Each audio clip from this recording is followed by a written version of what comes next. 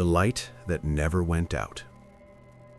When I was 17, there was a place on the edge of our town that everyone pretended didn't exist. It wasn't marked on maps, and no one ever talked about it unless they were already drunk or high enough to forget better judgment. It sat beyond the last row of houses, past a collapsed chain-link fence and a stretch of overgrown gravel road that led nowhere. At the end of that road stood the remains of an old recreational complex, once a youth center, I think, back before the town started shrinking instead of growing. By the time we found it, the building had already been abandoned for longer than we'd been alive. My friends and I started hanging out there because it was quiet, too quiet. No neighbors to complain, no parents driving by, no cops unless something went seriously wrong.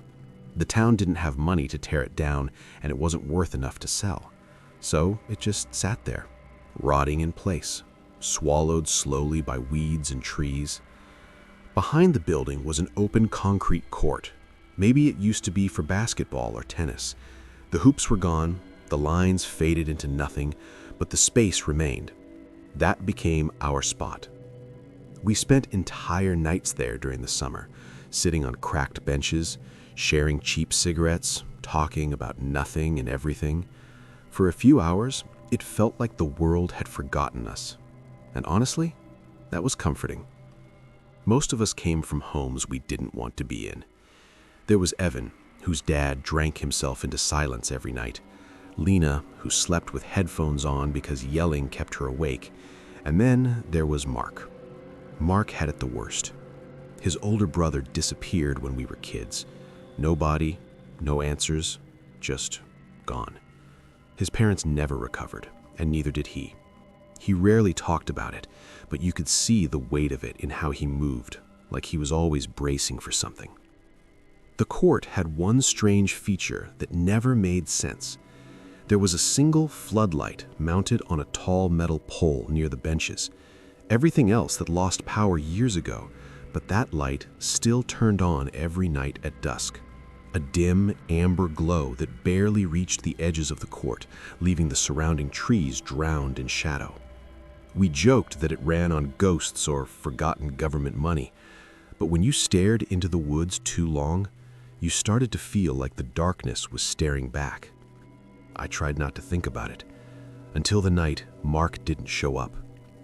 It was early July, hot enough that the air felt thick, like breathing through wet cloth. Mark texted me that he was already on his way, said he'd meet me there. I left first, cutting through the gravel road alone.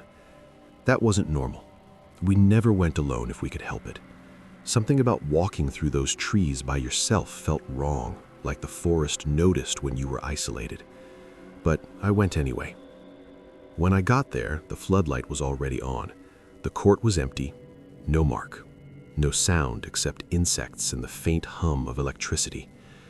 I waited. 10 minutes passed, then 20. I texted him, no response. That's when I noticed the light seemed brighter than usual. Not stronger, just more focused, like it was watching the benches instead of illuminating them. I laughed it off, told myself I was tired. After half an hour, I left. The next morning, Mark's mother came to my house. She asked if I'd seen him. I hadn't. Neither had anyone else. Searches started that afternoon. Police, volunteers, drones. They combed the woods, the old building, the nearby creek. Nothing. No phone, no wallet, no blood. People whispered about him running away, but nobody really believed it. Mark wouldn't leave without saying goodbye. A week later, I went back to the court alone. I don't know why.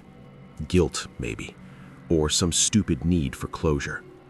The floodlight was on again, but this time, someone was sitting on the bench beneath it. At first, I thought it was Mark. My heart nearly stopped. Then the figure stood. It wasn't him. It was a man I'd never seen before.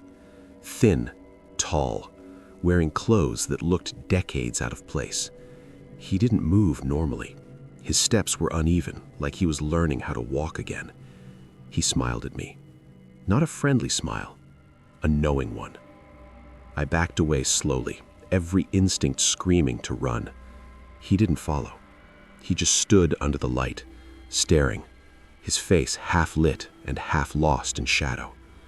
I ran all the way to my car. Later that night, I remembered something I hadn't thought about in years. There was a janitor at my middle school when I was younger.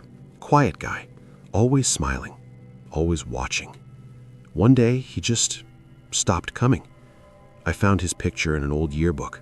Same face, same smile. The police didn't find anything when I told them. No records, no employment history, no identity that led anywhere. Like he never existed. 2 weeks later, I saw Mark's car parked near the old building. Same plates, same dents. The lights turned on as I watched. I drove away and never went back. Years have passed now. I don't live in that town anymore. Most of my friends scattered. Some never recovered. But sometimes, when I'm driving late at night and pass an empty lot or an abandoned building, I see a familiar glow in the distance. A single light, still on, still waiting. And I don't stop to look anymore.